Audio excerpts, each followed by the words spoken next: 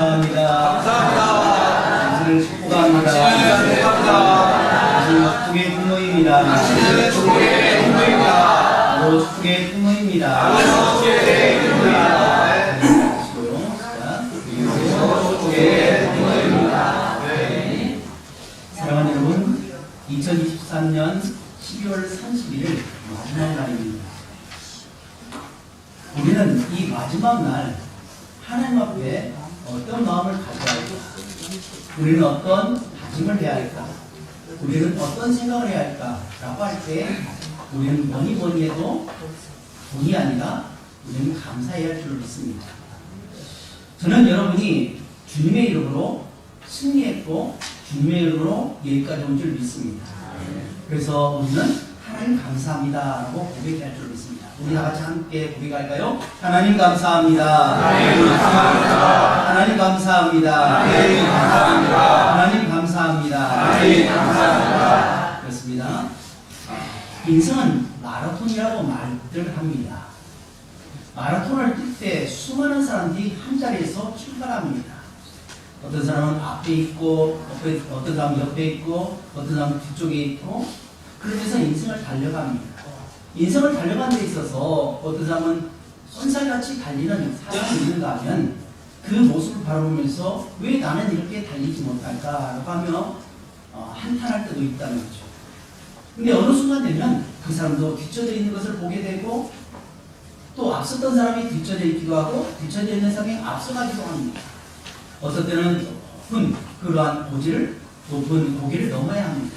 숨을 헐떡거리면서 마치 죽을 것만 같은 그런 생각이 들 때가 있죠.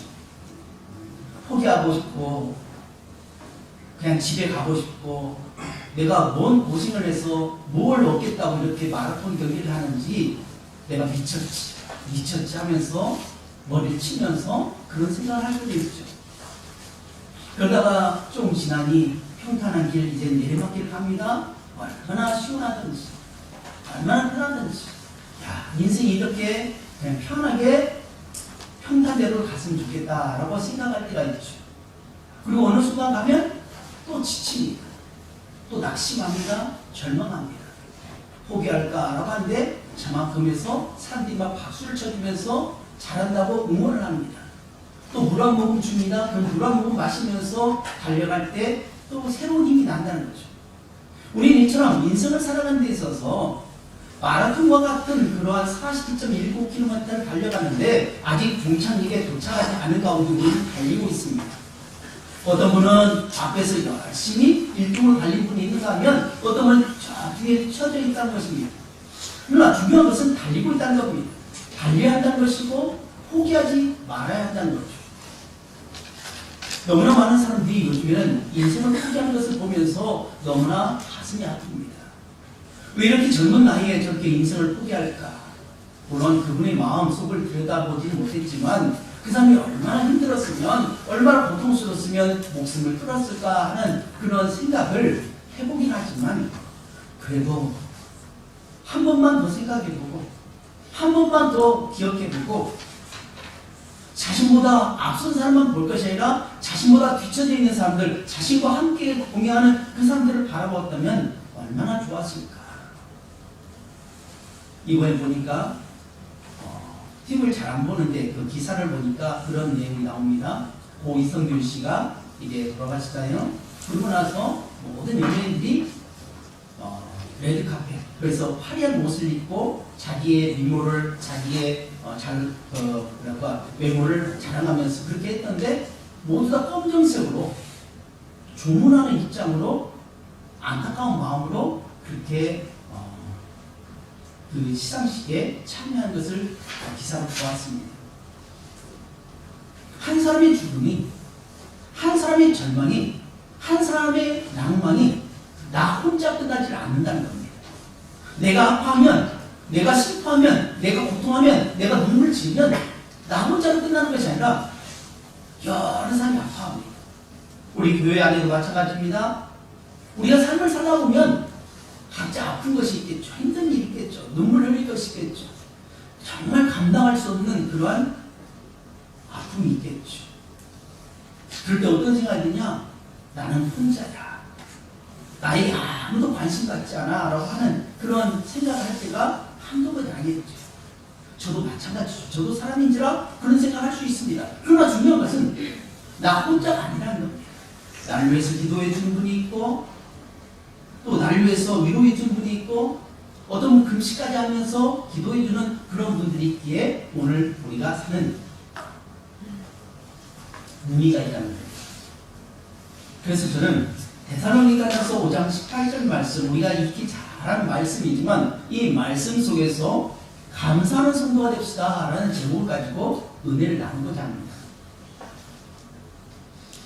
여러분은 얼마나 감사하며 살고 있습니까? 옆 사람한테 여쭤보세요. 당신은 얼마나 감사합니까? 당신은 지금 감사하고 있습니까? 그럼 당신은요? 네.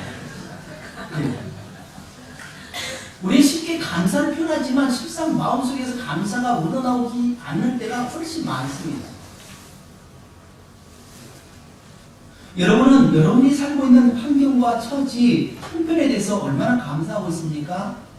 진짜 행복한 사람이 누굴까요? 그 사람은 다름 아닌 감사한 사람이라는 겁니다. 주어진 환경에 대해서 감사할 수 있다면 그 사람은 행복한 사람이요, 그 사람은 성공한 사람이 아닐 수 없습니다.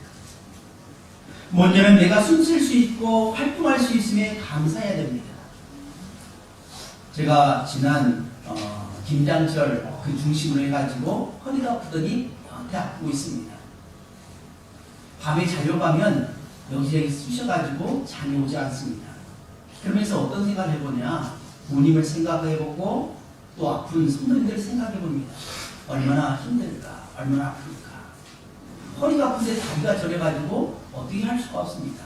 교정을 해보기도 하고 또 마사지를 해보기도 하고 여러 가지 해보지만 여전히 아픈 것은 아픈 겁니다.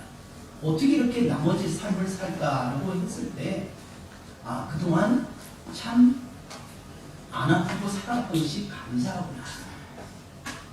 허리 하나 협착증 때문에 조금 그 신경을 걷는다고 해서 다리가 저려서 밤잠을 설칠 때도 있고 그런 것을 보면서 그동안 50평생 넘게 하나님께서 은혜 주셨는데 참 감사하지 못했구나, 참 내가 어리석구나 라고 하는 생각을 해보게 된다는 거죠.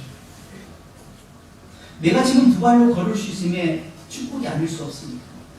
먹고 쌀 수 있음에 감사합니다.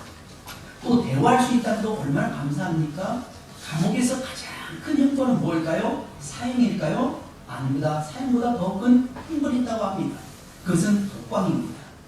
말하지 못하고 혼자 독방에 가둬둔다는 것입니다.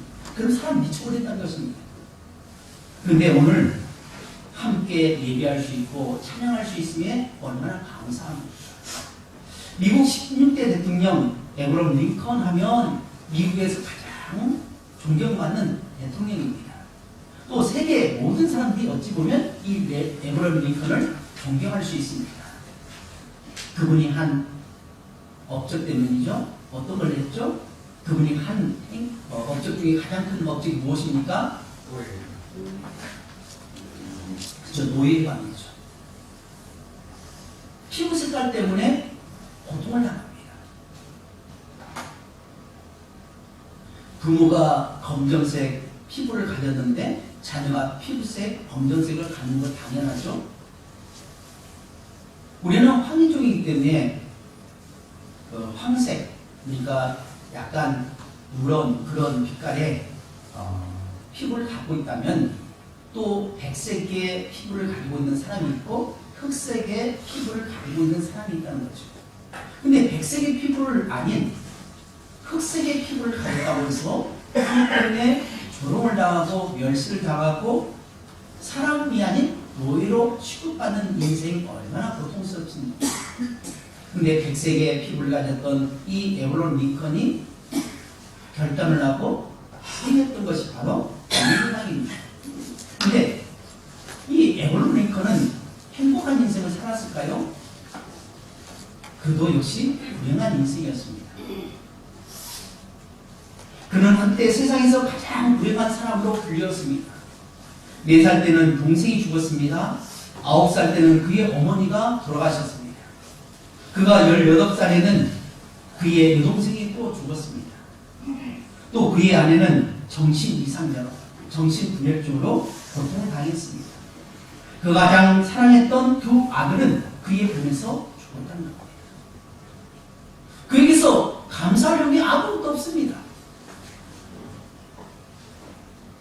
그는 원망하고 사회를 비방하고 사이코패스 그런 식으로 살아갈 수 있는 그런 상황임에도 불구하고 그는 어떻게 하냐? 자기보다 어려운 사람들을 위해서 목숨을 바쳤고 결국 총살을 당했죠.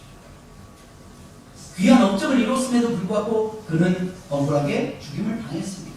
그러나 그의 인생에 대해서 그 누구도 손가락질하지 않습니다. 오히려 그는 감사한 인생을 살았기 때문에 그렇게 하는 것입니다.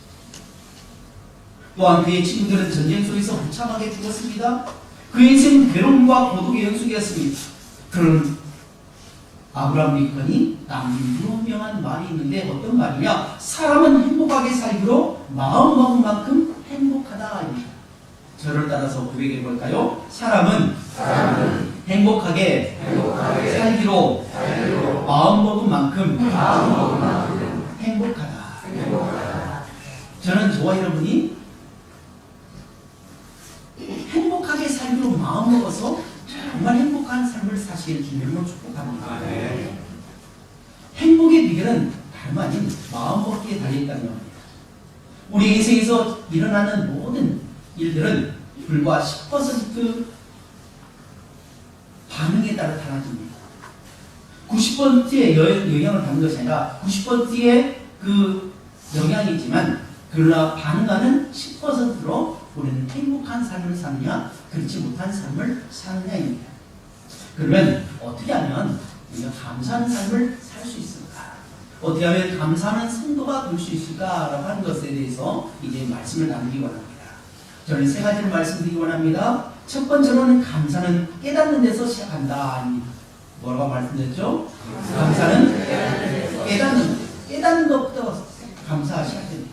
두 번째로는 감사는 성숙한 표현입니다. 뭐라고요? 감사는 성숙한 사람들의 표현이라는 거죠. 세 번째로 감사는 기적을 낳습니다. 뭐라고 말씀드렸죠? 감사는 기적을 낳는다. 첫 번째로 감사는 깨닫는 데서부터 시작한다는 것입니다. 우리 다 같이 본문 말씀 다시 한번 공부하겠습니다. 시작. 범사에 감사하라. 이것이 그리스도 예수 안에서 너희를 향하신 하나님의 뜻입니다. 아멘. 오늘 말씀을 보면 범사에 감사하라고 누가 말씀하고 있죠? 누가 말씀하죠? 하나님께서 말씀하고 있죠? 이것이 그리스도 예수 안에서 너희를 향하신 누구의 뜻이라고요? 하나님의 뜻이라 하셨습니다. 범사에 감사하는 것이 하나님의 뜻이라는 겁니다. 범사에 감사하며 살아가는 것이 하나님의 뜻이라면 하나님께서 우리를 보호하고 계시고 우리를 철저하게 우리를 붙들어 주신다는 것입니다. 감사는 은혜를 받은 자가 은혜를 베푼 자에게 고마움을 보답하는 뜻으로서 마음과 행동 그리고 입술로 표현하는 것입니다. 시편 116편 12절에 내게 주신 모든 은혜를 내가 여호와께 무엇으로 보답할까라고 이렇게 이야기합니다. 은혜를 보답하고자 하는 그 마음의 감사의 시작입니다. 지금 내게 주신 모든 은혜를 내가 누구에게요? 여호와께 무엇으로 보답할까? 우리의 감사를 받으신 그 여호와께 내가 어떻게 보답할까라고 하는 것입니다. 먼저는 은혜를 베푼 자가 누구인지 알면 우리는 감사할 수 있습니다. 스승의 은혜를 깨달으면 스승께 선생을 존경할 수 있고 부모의 은혜를 알면 부모께 효도할 수 있습니다. 하나님의 은혜를 알면 감사할 수 있다는 것입니다. 우찌무라 간조라는 일본의 유명한 신학자가 있는데 그분이 이렇게 말씀하셨습니다. 감사는 은혜에 대한 마땅한 응답이다 라고 했습니다. 뭐라고요? 감사는 은혜에 대한 마땅한 응답이라는 겁니다. 하나님께 은혜 받았다는 것입니다. 그러나 불평한 사람들에게는 늘 불평의 조건만 나타납니다. 세상에서 제일 무서운 바이러스는 바로 불평 바이러스입니다. 이스라엘 백성들이 그랬잖아요. 불평 다 했을 때 어떻게 합니까? 결국 하나님 주신 만나와 메추라기 먹으며 땅에서 결국 죽고 말았습니다. 약속의 땅 가나안에 가지 못했습니다. 그러나 갈 수 있었던 사람 누굽니까? 여호수아와 갈렙은 감사했다는 겁니다. 두 번째로는 감사는 성숙한 표현이라는 겁니다. 시편 100편 4절에 감사함으로 그의 문에 들어가며 찬송함으로 그의 궁정에 들어가서 그에게 감사하며 그의 이름을 송축할지어다 라고 했습니다. 다니엘은 시기하는 신하들의 모함으로 인해서 사자굴에 던져짐을 당했습니다. 근데 다니엘의 행동을 보면 다니엘서 6장 10절에 보면 다니엘이 조서에 어인이 찍힌 것을 알고도 자기 집에 돌아가서는 그 방에 예루살렘으로 향하여 열린 창에서 전에 행하던 대로 하루에 3번씩 물 끓고 기도하며 하나님께 감사했다라고 한 거죠.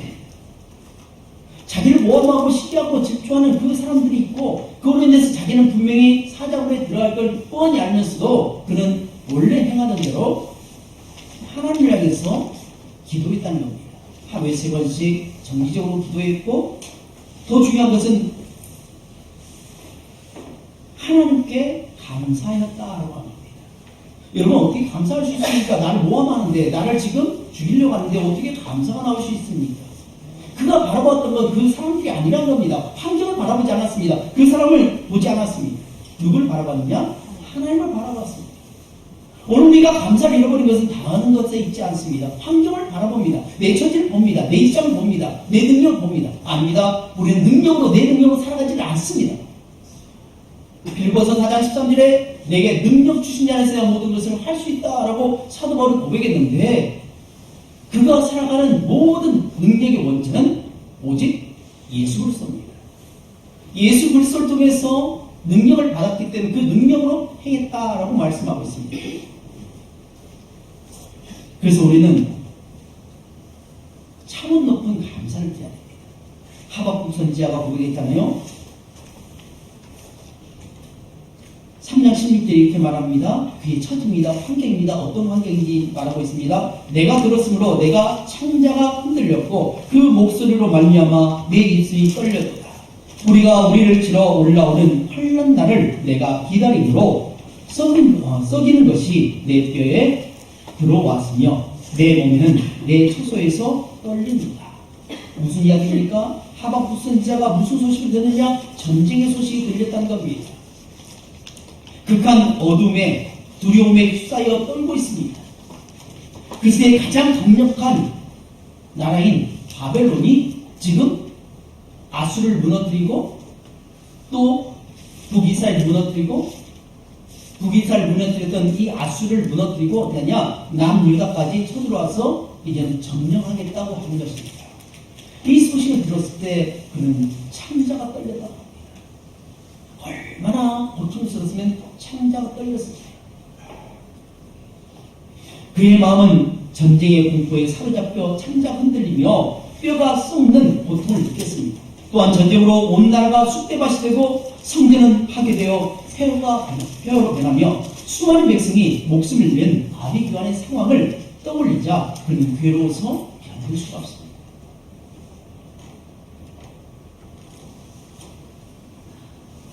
그런데 그런 상황 속에도 그는 감사하고 있습니다. 어떻게 감사하느냐? 하박국 3장 17절에 이렇게 고백합니다. 비록 무화과 나무가 무성하지 못하며 포도나무에 열매가 없으며 감람나무에 소출이 없으며 밭에 먹을 것이 없으며 우리 양이 없으며 외양간에 소가 없을지라도 난 여호와로 인하여 나는 기뻐하고 즐거워하리라. 그러면 왜 비록 무화과나무가 무성치 못하고 포도나무에 열매가 없으며 감람나무에 소출이 없으며 밭에 먹을 것이 없으며 우리 양이 없고 외양간에 소가 없는 이유가 뭘까요? 왜 아무것도 없다고 고백할까요? 전쟁 때문에 폐허가 되어버렸기 때문에 그렇습니다. 전쟁 때문에 더 이상 무화과나무를 심을 수 없습니다. 포도나무의 열매를 거둘 수가 없습니다. 감람나무의 수출을 거둘 수 없습니다. 밭에 먹을 것이 없고 우리 양이 없으며 제사드릴 양과 소가 없는 그런 상황 속에서 그는 6가지가 없다고 고백하면서 그럼에도 불구하고 그는 여호와로 인하여 감사합니다라고 고백하고 있습니다. 여러분에게는 과연 무엇이 없습니까? 여러분에게는 건강이 없습니까? 건강이 없습니까? 아닙니다. 건강이 있습니다. 아플 뿐입니다. 건강이 있으니까 버티는 거죠. 여러분 물질이 부족합니까? 그동안 하나님께서 많은 물질을 부어주셔서 여기까지 왔습니다. 여러분 숨쉬기가 힘듭니까? 여기까지 숨 쉬었습니다.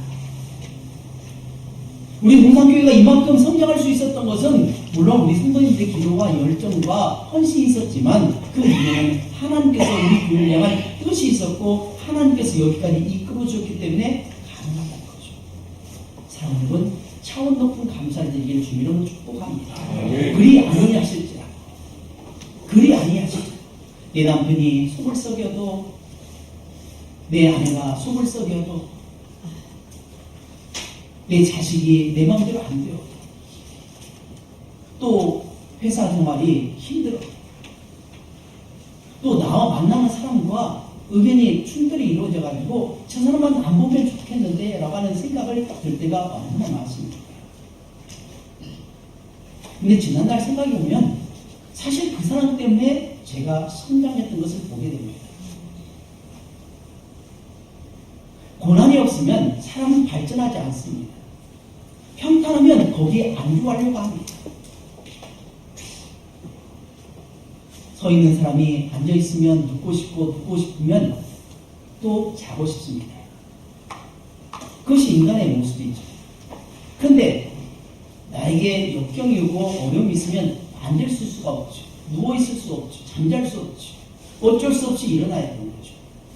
독수리가 하늘의 제왕으로 설 수 있는 것은 가시와 같은 그 가시에 이렇게 둥지를 만들어 놓고 어느 때가 되면 그 어미 독수리가 어떻게 합니까? 그 티들을 다 날려버리죠. 따끔따끔한 그것 때문에 버틸 수 없어 뛰쳐나갑니다.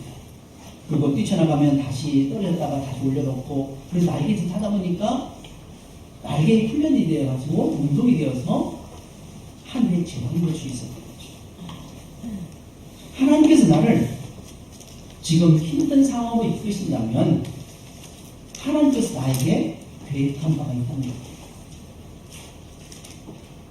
나에게 무거운 짐을 준다면 그 짐을 감당할 수 있는 그러한 능력이 있으니까 내가 능력을 줄 테니까 감당하라 라고 말씀합니다. 모세가 이제 세상을 떠나게 되고 여호수아가 그 짐을 져야 되잖아요. 얼마나 두려웠겠습니까?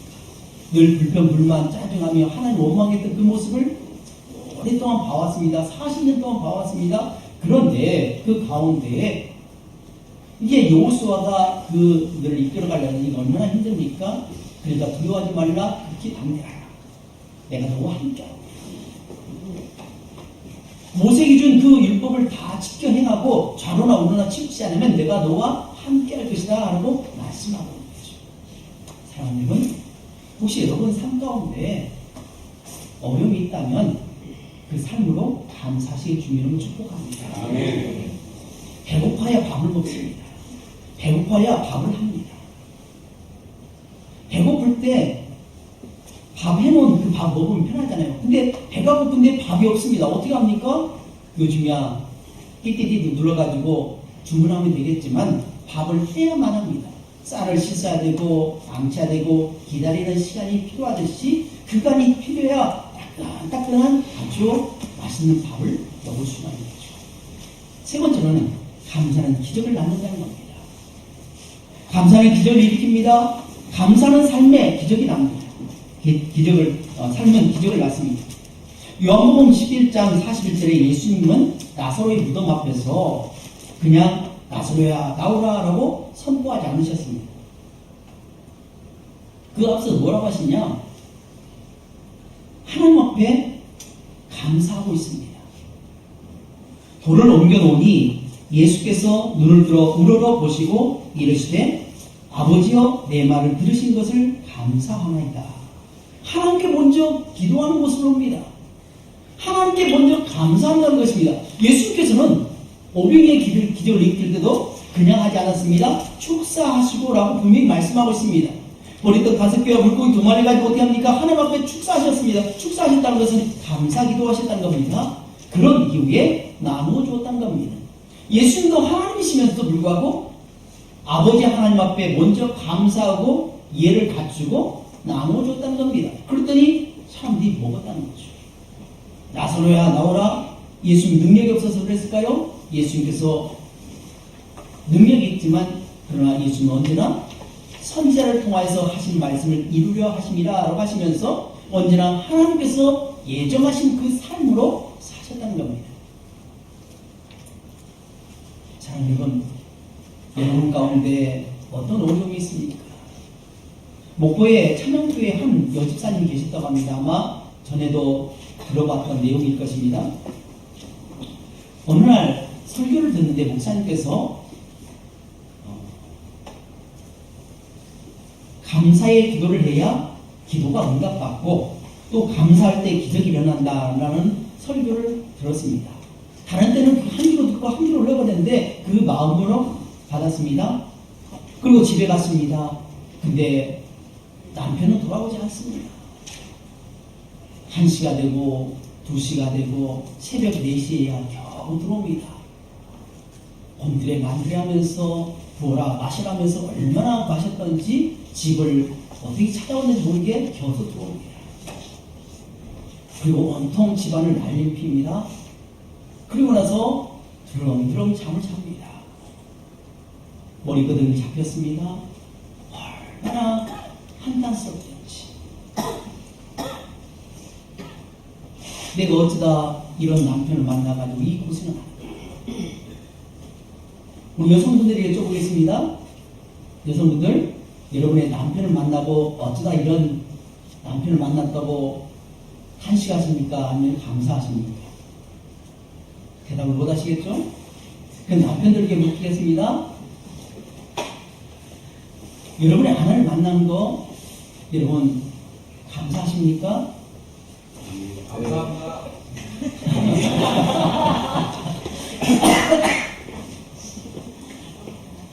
쉽게 감사하지 못하겠죠. 근데 하나님께서는 가장 좋은 사람을 택해서 만나게 하시다. 꼭 나에게 받게끔. 내 남편을 못 만났다면 지금 내가 예수 그리스도를 못 믿습니다. 이 여인이 얼마나 고통스러운지 목을 졸라서 죽여버릴까라고 생각할 정도로 그렇게 고통을 많이 당했던 그러한 집사님이었습니다. 근데 그 순간에 오늘 들었던 말씀, 설교 말씀이 떠올랐습니다. 그래도 억지로라도 감사하라라고 하는 것입니다.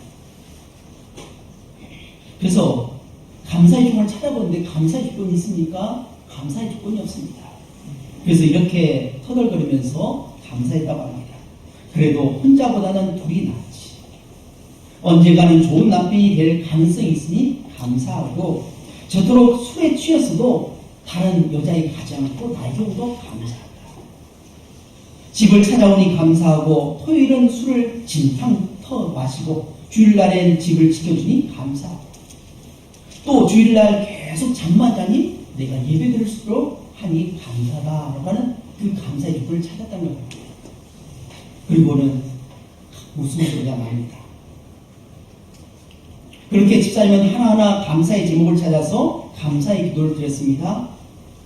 그때 자다가 갈증을 느낀 남편이 일어나서 자기 불을 보면서 기도하는 것을 보았습니다. 그것을 본 남편이 고함을 쳤습니다. 한밤중에 이 새벽에 미쳤냐라고 하면서 또 연장을 치릅니다. 뭐 때문에 그렇게 싱글싱글 웃냐라고 합니다. 그러자 자초지기 얘기합니다. 내가 그래도 당신을 만나서 신앙생활로 감사하고 여러 가지 지금까지 기도했던 것을 이야기합니다. 그러자 그 남편이 뜬금없이 이런 말을 합니다. 그게 힘들어서 그래 내가 예수 믿어줄게. 그렇게 소원이라면 오늘부터 내가 예수 믿어줄게 라고 했습니다. 남편에게 그 가정에 억지로라도 감사의 기도를 드렸을 때에 기적이 일어났습니다.